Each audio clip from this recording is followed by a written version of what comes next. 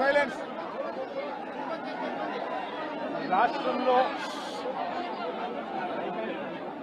రాష్ట్రంలో ఈరోజు ఒక ఆటవిక పాలన సాగుతా ఉంది. గత 45 రోజులుగా రాష్ట్రంలో పరిస్థితి ఏమిటి అని చెప్పి ఒకసారి ఏ సామాన్యుడిని అడిగినా కూడా ఆ ప్రతి సామాన్యుడి నోట్లో నుంచి కూడా వచ్చే మాట ఒకటి, ఈ రాష్ట్రంలో లా అండ్ ఆర్డర్ లేదు, ఈ రాష్ట్రంలో ఆటవిక పాలన సాగుతా ఉంది, ఈ రాష్ట్రంలో తెలుగుదేశం పార్టీ వారు ఎవరైనా సరే వాళ్ళు తెలుగుదేశం పార్టీ వారు అయితే చాలు, ఎవరినైనా కూడా వాళ్ళు పోయి కొట్టచ్చు, ఎవరి ఆస్తులైనా కూడా వాళ్ళు ధ్వంసం చేయొచ్చు, ఎవరినైనా హత్య చేయొచ్చు, ఎవరి మీదైనా హత్యా ప్రయత్నం చేయొచ్చు.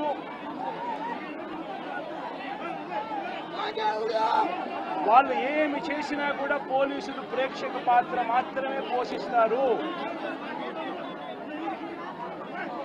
పోలీసులు ఇంకా అటువైపు నుంచి ఎవరైనా కేసు పెడితే దొంగ కేసులు వాళ్ళే తప్పు చేశారనంటూ పోలీసులు కూడా బనాయిస్తారు అనే ఒక నీచ సంస్కృతి ఈరోజు రాష్ట్రంలో రాజ్యం వెళ్తా ఉంది. నిజంగా నేను చంద్రబాబు నాయుడు గారిని ఒకటి అడుగుతా ఉన్నా, ఈ 45 రోజుల పాలనలో ఏకంగా 31 రాజకీయ హత్యలు జరిగాయి. 31 కూడా కాదు, ఇక్కడికి రాకముందు మా వాళ్ళు నాకు చెప్పిన సంఖ్య 36. 45 రోజుల్లో దాదాపుగా 36 రాజకీయ హత్యలు, 300కు పైగా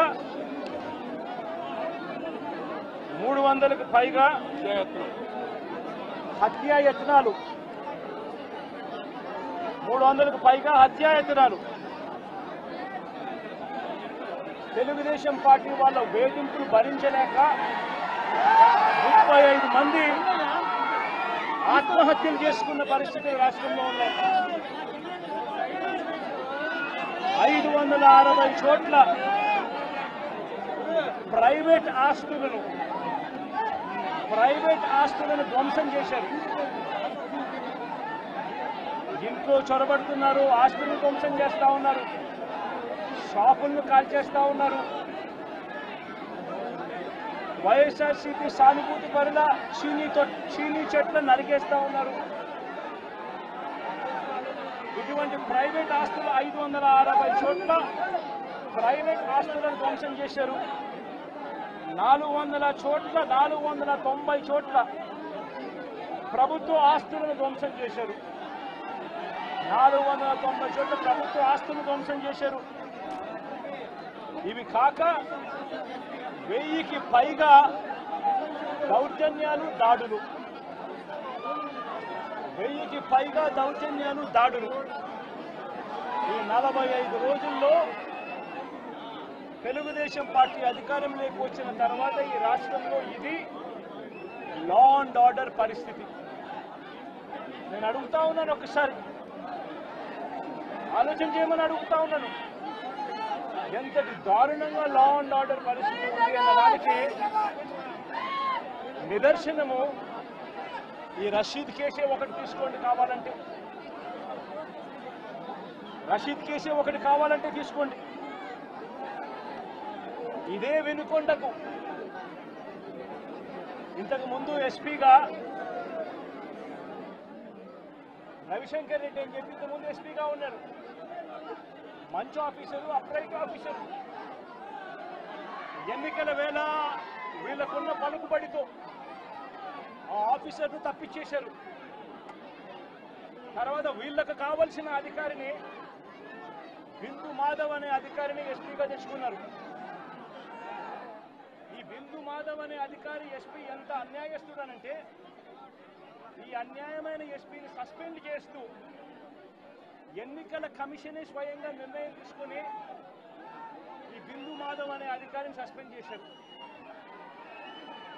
దాని తర్వాత ఎన్నికల కమిషనే మల్లికా గర్గ్ అనే ఒక మంచి ఆఫీసర్ను పెట్టింది. ఆ ఆఫీసరు చంద్రబాబు నాయుడు గారు అధికారంలోకి వచ్చిన వెంటనే ఆ ఆఫీసర్ను కూడా పంపించేశాడు. ఆ ఆఫీసర్ చంద్రబాబు నాయుడు గారి మనుషులకు తెలుగుదేశం పార్టీకి సహాయ సహకారాలు అందించను అని చెప్పి ఆ ఆఫీసరు వెళ్ళిపోయిన రోజు కొత్త ఎస్పీ శ్రీనివాసన్ అనే ఆయనను, వీళ్ళకి సంబంధించిన ఆయన శ్రీనివాసన్ ఆయన తెచ్చుకున్నారు. ఈ కొత్త ఎస్పీ వచ్చిన 2 రోజులకే, ఈ కొత్త ఎస్పీ వచ్చిన 2-3 రోజులకే హత్య జరిగింది. ఇది ఆ హత్య కూడా ఏమిటి, అత్యంత దారుణంగా నడి రోడ్డు మీద ప్రజలందరూ చూస్తూ ఉండగా అమాయకుడైన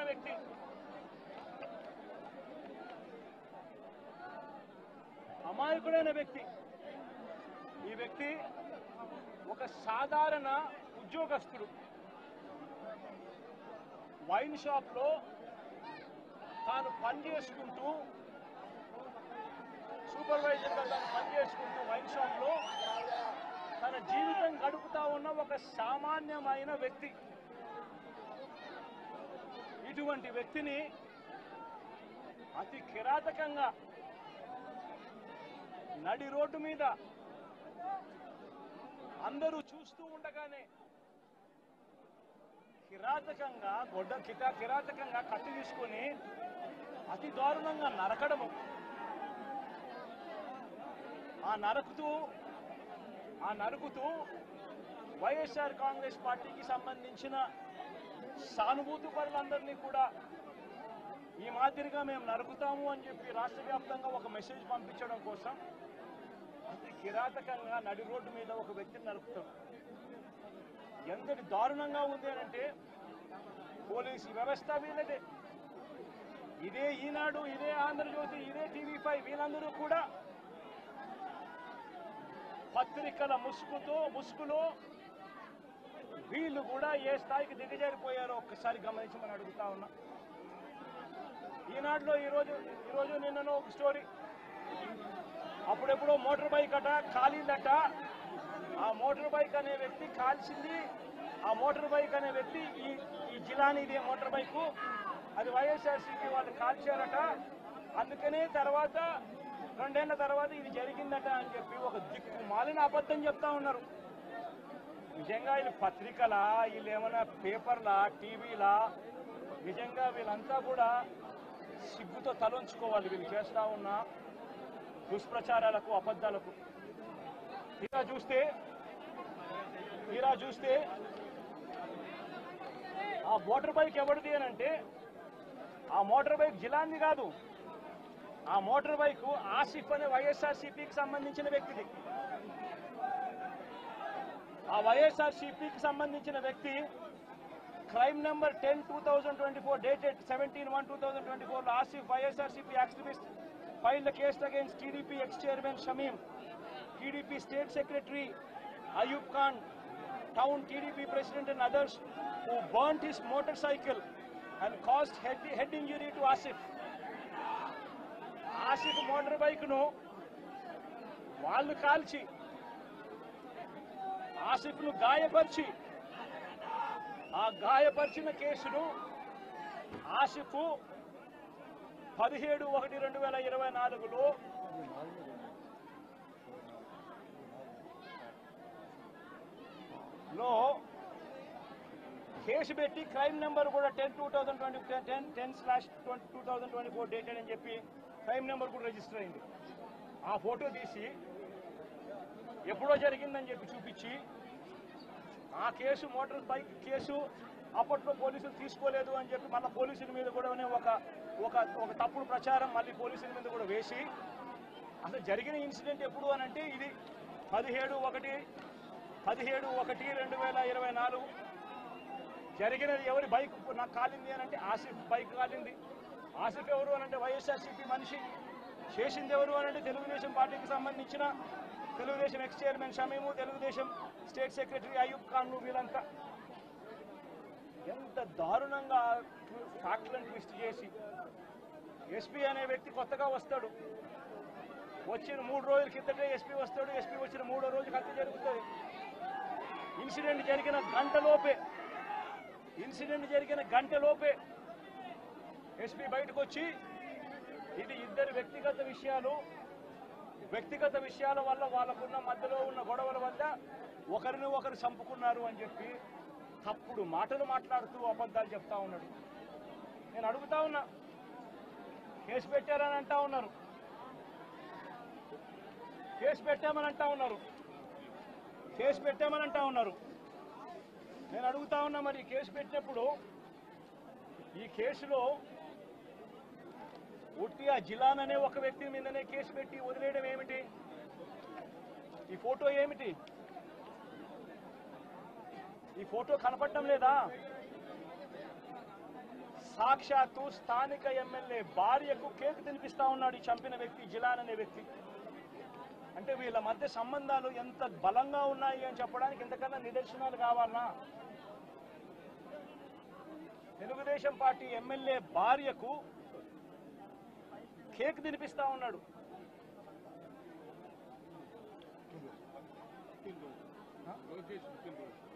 లోకేష్ పుట్టినరోజు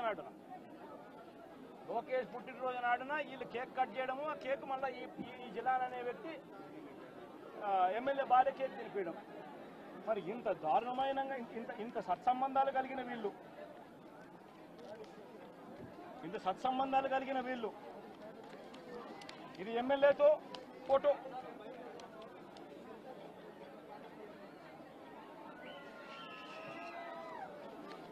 ఈ అయూబ్ ఖాన్ తో ఫోటోలు, ఇవన్నీ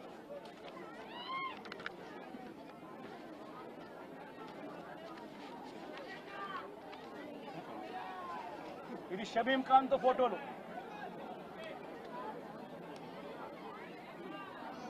మరి వీళ్ళెవరు కేసులో ఎందుకు లేరు? వీళ్ళందరి మీద కేసు ఎందుకు పెట్టలేదు? ఇంతకన్నా అన్యాయం ఎక్కడైనా ఉంటుందా? ఇంతటితో ఆగిపోవడం లేదు. మిథున్ రెడ్డి విషయం కూడా నిన్న కూడా మీరు అంతా చూశారు మీ కళ్ళతో. సాక్షాత్తు ఒక సిట్టింగ్ ఎంపీ తన నియోజకవర్గంలో తాను తిరగకూడదా? పుంగనూరు అనేది తన నియోజకవర్గం, తన పార్లమెంట్ సెగ్మెంట్లో ఒక నియోజకవర్గం పుంగనూరు. ఆ పుంగనూరుకు ఎమ్మెల్యే వాళ్ళ నాయన పెద్దిరెడ్డి రామచంద్రారెడ్డి. ఆ నియోజకవర్గంలో తాను రెడ్డెప్ప అని చిత్తూరుకు సంబంధించిన ఎక్స్ ఎంపీ, ఆయన కూడా పుంగనూరులో నివాసుడు. ఆయన ఇంట్లో కూర్చొని ఉంటే ఏకంగా ఇంటిని దిగ్బంధం చేసి,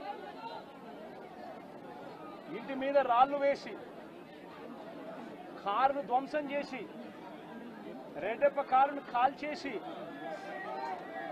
పోలీసుల సమక్షంలోనే ఇవన్నీ జరుగుతూ ఉన్నాయి అనంటే ఇంతకన్నా దారుణంగా లా అండ్ ఆర్డర్ పరిస్థితి, ఇంతకన్నా దారుణంగా దిగజారిపోయిన పరిస్థితి ఎక్కడైనా కనిపిస్తుందా? దొంగ కేసులు పెడతా ఉన్నారు, పోలీసులను ప్రేక్షక పాత్రగా పోషించే కార్యక్రమం చేయిస్తా ఉన్నారు. చివరికి ఏ స్థాయిలోకి లా అండ్ ఆర్డర్ వెళ్ళిపోతా ఉంది అనంటే లా అండ్ ఆర్డర్ గురించి పట్టించుకునే పరిస్థితిలో పోలీసులు ఎవ్వరూ లేరు. లా అండ్ ఆర్డర్ ఏ స్థాయిలో వెళ్ళిపోతా ఉందనంటే చివరికి అమ్మాయిల మీద అత్యాచారాలు జరుగుతూ ఉన్నాయి, పోలీసులు ఎవరు పట్టించుకోవడం లేదు. అగత్యాలు జరుగుతూ ఉన్నా కూడా ఎవరు పోలీసులు పట్టించుకోవడం లేదు. పట్టించుకోవాల్సిన అవసరం ఏముంది? చంద్రబాబు నాయుడు పట్టించుకోవద్దని చెప్తా ఉన్నాడు కదా అని చెప్పి వదిలేసిన పరిస్థితులు.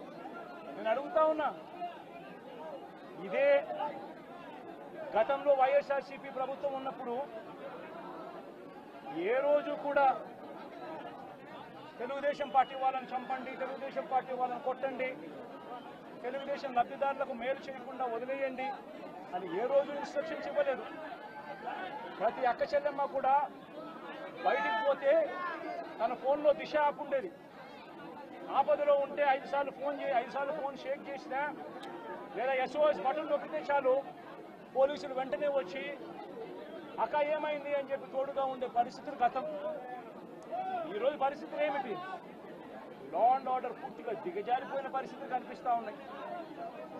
ఎందుకు ఈ మాదిరిగా జరుగుతూ ఉంది?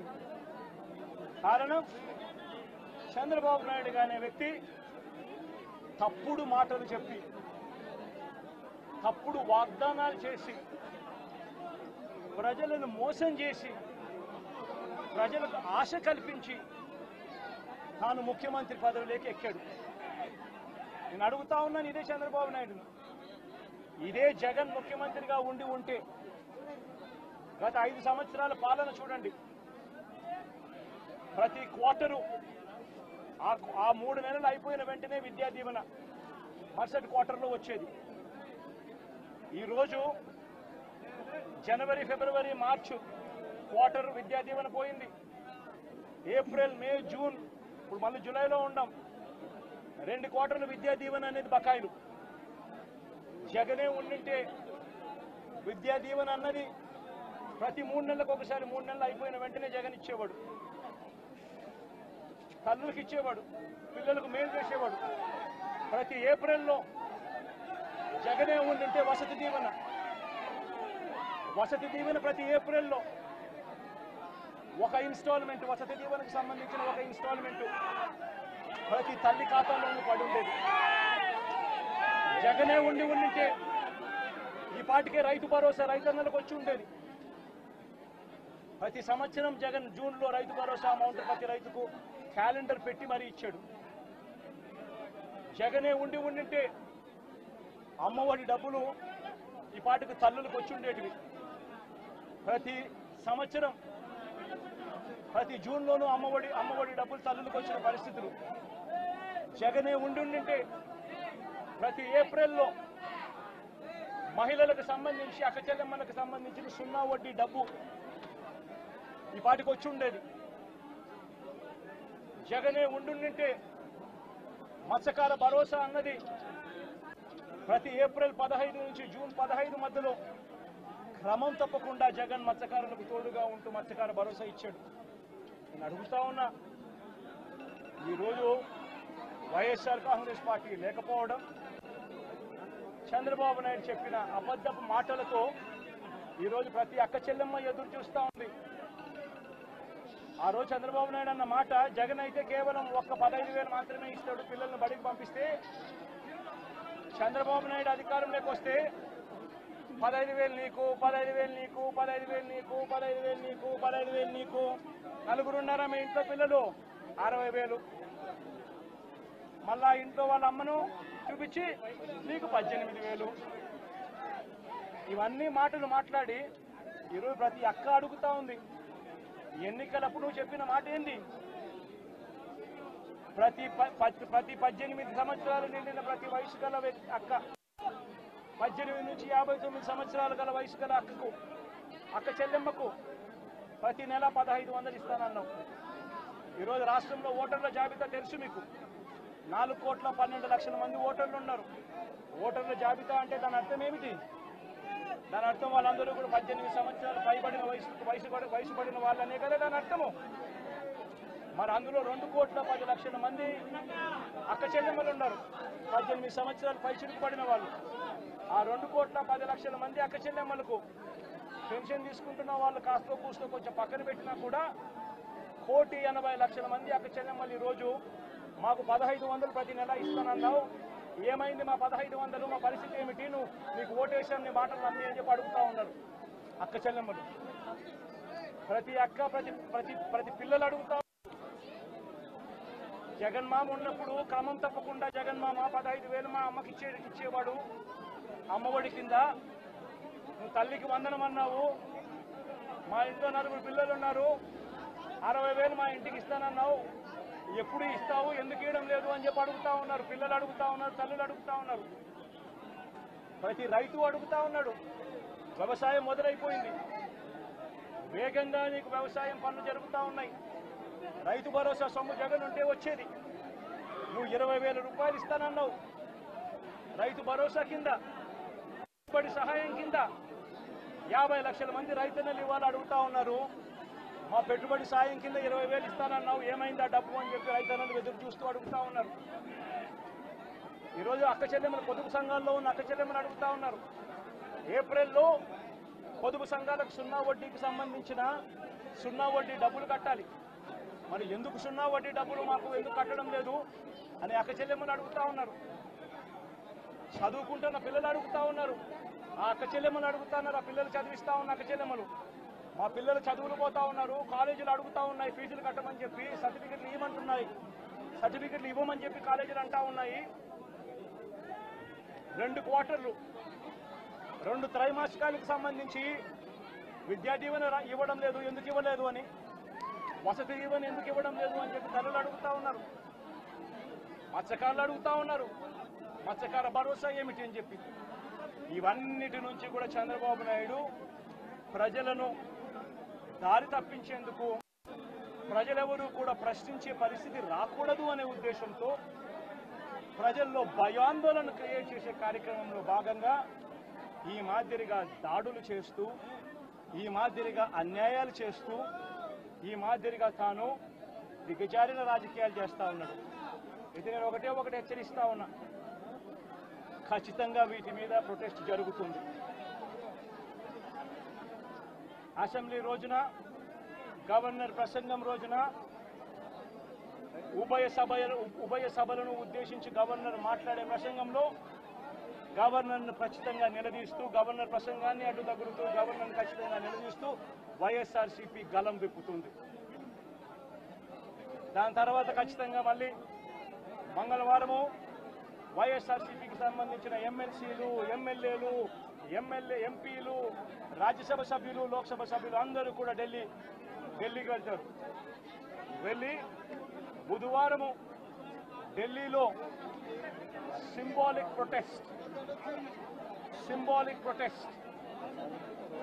సింబాలిక్ ధర్నా ఢిల్లీలో చేసే కార్యక్రమం కూడా చేస్తాం. రాష్ట్రంలో జరుగుతూ ఉన్న దాడులు, రాష్ట్రంలో ఉన్న లా అండ్ ఆర్డర్ పరిస్థితులను దేశమంతా కూడా చూసేట్టుగా, దేశమంతా కూడా దీన్ని గమనించి, దేశమంతా కూడా దీన్ని ప్రొటెస్ట్ను వాళ్ళు కూడా ప్రొటెస్ట్ చేసే విధంగా దీన్ని హైలైట్ చేసే కార్యక్రమం చేస్తాం. ప్రధానమంత్రి గారి అపాయింట్మెంట్ ఇప్పటికే అడగడం జరిగింది. అమిత్ షా గారిని ప్రెసిడెంట్ అపాయింట్మెంట్ కూడా అడగడం కూడా జరుగుతుంది. వీళ్ళందరూ కూడా అపాయింట్మెంట్ ఇస్తే వీళ్ళందరినీ కూడా కలిసి వీళ్ళందరికీ కూడా చెప్పే కార్యక్రమం కూడా చేస్తాం. సరే, ఈ ఇష్యూలో మీ చెప్పేటప్పుడు నువ్వు ఫ్లోప్ అవుతుంది కదా. నువ్వు ఎంత ఆంధ్రజ్యోతి విలేకరు అయితే మాత్రం మధ్యలో వచ్చి చెప్పడం ధర్మం కాదు కదా.